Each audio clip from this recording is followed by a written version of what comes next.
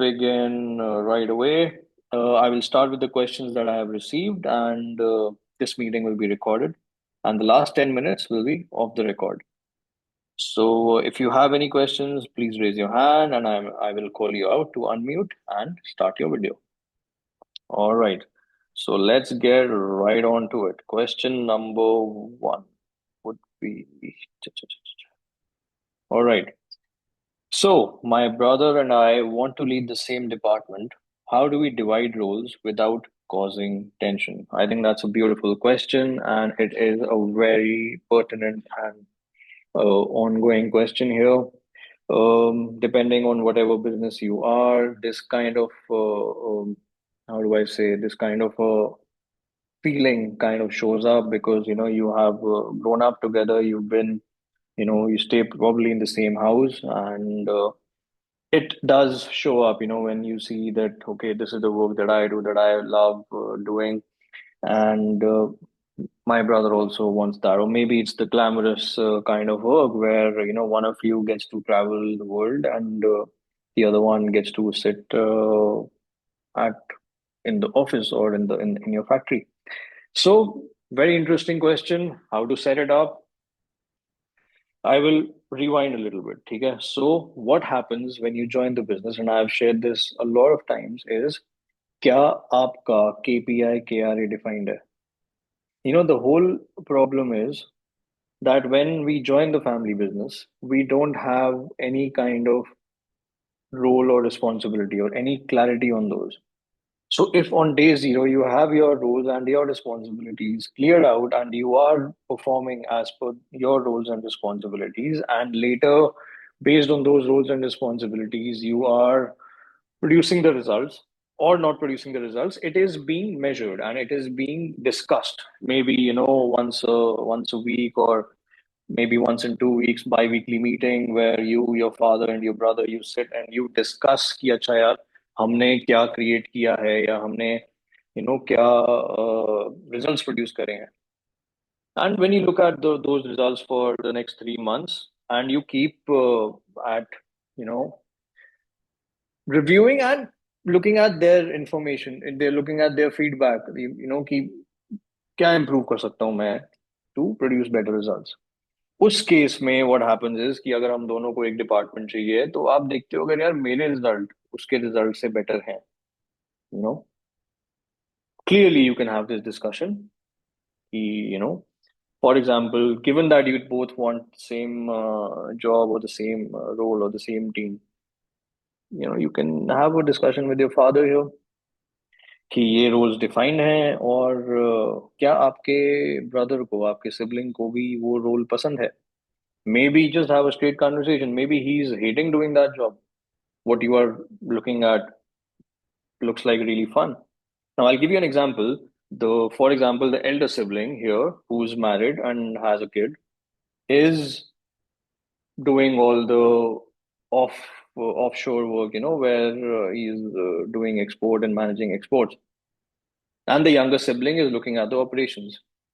What if the elder one actually wants to be in the country, be in town with his wife and kid, while the younger one, who's not married yet, wants to explore the world? So then it works out pretty well for both of you.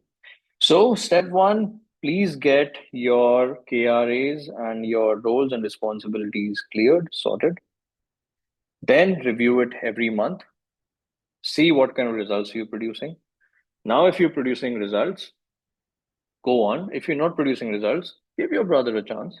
See, in the business, what really matters is what is the bottom line?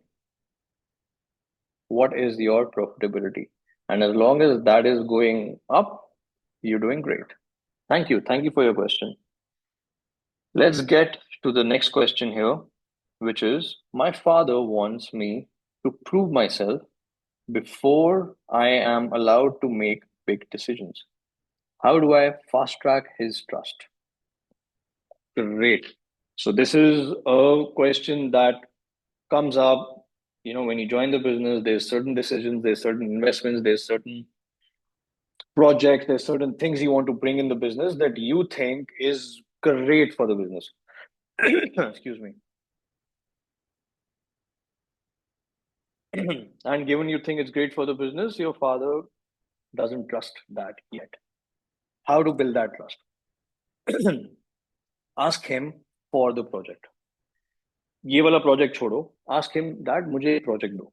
Now this project could be as simple as making SOPs for your security men, in the company, or it could be as simple as aligning the logistics, or just like look at these micro projects. Could be as simple as setting up a new supplier for your one of your bought out parts. So my point is, take on one small project, prove yourself, give him like a before after kind of a setup. Okay, earlier ये इस supplier से आता था, इसका ये price था, ये quality थी, ये delays थे. Now I have developed this supplier, this is what makes it more reliable, this is the quality, this is the pricing, this is the delivery terms, and boom, this is how much money I saved, or this is how much money I made in the company, made for the company. Now, once you make that micro project, your father will give you another micro project. So, a couple of maybe five, six, seven, eight, 10 projects of these micro level are what is required for you to build trust, to gain trust. And once you have that to show for your performance, you go into office every day. Whatever time you show up at work does not matter. What matters is what results you're producing. And if you have these results to show, you get the trust. Thank you. Let's get to the next question.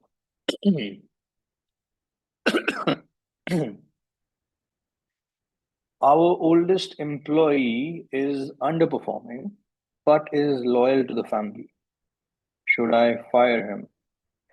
Well, that's the deal now, man, with the old employees. See, they are one way to look at them is like assets for the company. They have seen your company what it was 10, 15, 20, 30 years back, however old they are. But their machinery, their system, their mechanism is also that 30-year-old mechanism. And today the world has evolved completely. We are living in the age of AI, and we are living in the age of total digital communication. And it does get to you when someone doesn't understand things as simple as that.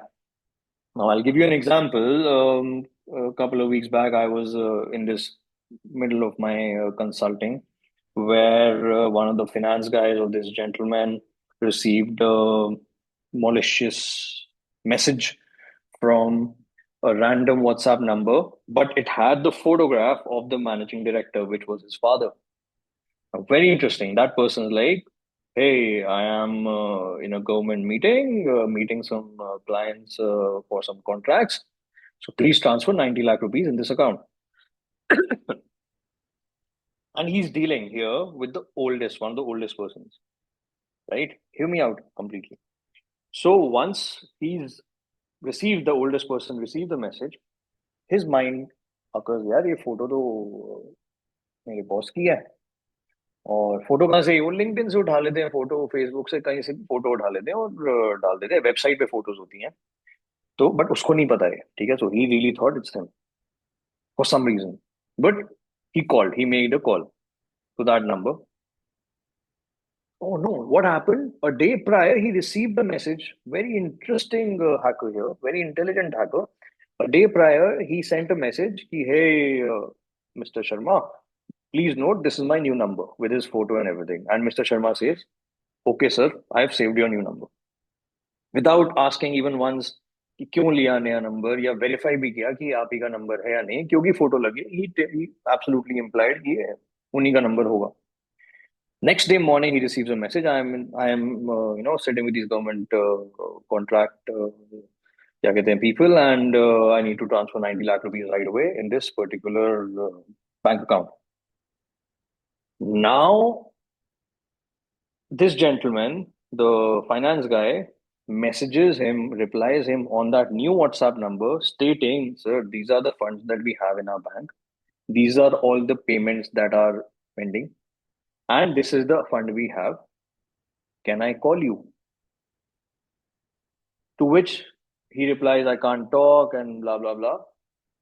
And this was a very narrow escape because the next step, this guy was like, I will upload the payment, you only approve it. Now, because there was a three-factor authentication here to get the payment, is why this got saved. To which this gentleman was furious. Given you are in a situation where, excuse me, where one of your old employees did this, it will make you go crazy. You know, what did this gentleman do? I mean, obviously, it made him crazy, but he calmly went, and this was what our case study was, where he went and he discussed and he asked for his phone, and he found out that the reason and how the hackers could have gotten into his phone was that once he goes home, his son, his small, 5, 6 year old kid, plays games on his Android phone. And when you play games on your Android phone, that is the access to hackers. So he had access, the hacker had access to everything that was on his phone. So, long story short, I get your frustration. And does he deserve to be fired? Well, अभी loss नहीं हुआ, बच गया. But it is something that is a big lesson for this. And I would also invite you to be patient here. Slowly play your cards.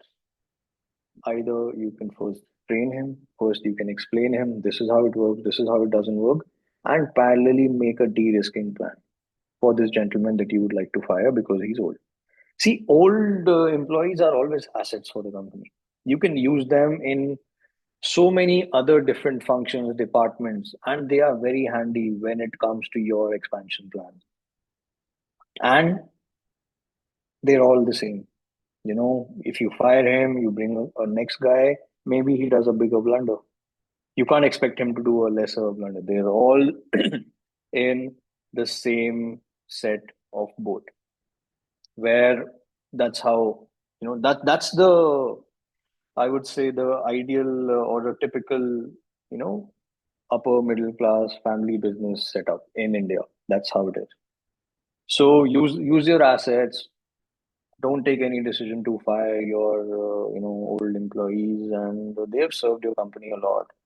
And see how or where else you can use them, and make a clear de-risking plan for him. And if you like more help on the de-risking plan or how to do the de-risking plan, you can always connect directly with me and we can set up a call where I'll share the format with you, where I'll handhold you how to do the de-risking. So let's get to the next.